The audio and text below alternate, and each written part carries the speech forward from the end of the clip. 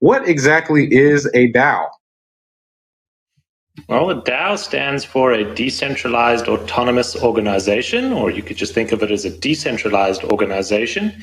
And the way I think about it is I compare a C Corp, what we know in the traditional venture world or in the traditional business world, a structure that allows you to manage a company that is powered by equity. DAOs are the way that decentralized organizations or Web3 or crypto organizations come together and govern them. So it's the structure for Web3 crypto organizations. Oh, yeah. And with that definition, tell us a little bit about a DAO that you were involved in, the ConstitutionDAO. Yeah, the ConstitutionDAO was an effort by a group of individuals who came together literally over a weekend, saw that one of the most cherished US documents was available on auction for the first time, where people of the public stood a chance of potentially acquiring it. And they came up with the crazier idea of what about getting the people to really govern the Constitution? So could we get a group of individuals, in fact, 17,000 individuals came together, raised $48 million to try and acquire one of these documents, this rare copy of the Constitution, so that the people could actually govern it, put it back in the hands of the people. And that was done in the form of a DAO, a decentralized organization, where these 17,000 people, whoever contributed towards it, would have a vote in how that document then got governed from then onwards. It's putting your money where your mouth is, essentially, and using your money to vote.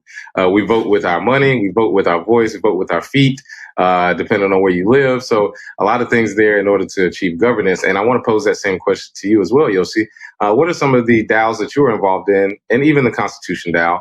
How does the governance work, and what are projects that you're looking at in order to have that accountability as well? Yeah. Unfortunately for ConstitutionDAO and for the people, we did not win the auction to acquire that iconic document. So ConstitutionDAO ceases to exist in its traditional form. There is still a token called the People Token that exists. People who hold the People Token had the choice of being refunded their ETH, or they could keep the People Token and continue to have it and form potentially a new organization. But the DAO in its original form no longer exists, so there is no real governance that is happening within that community because its core purpose of acquiring a constitution did not happen. Other DAOs that we at Metaversal are involved in and that are part of is a new organization called StoryDAO, and what they're doing is bringing IP into a DAO where a collective, a group of writers, a group of Hollywood producers, a group of creators can decide on whether they want to back the story and go ahead and produce it. So it's a new way to think of a studio.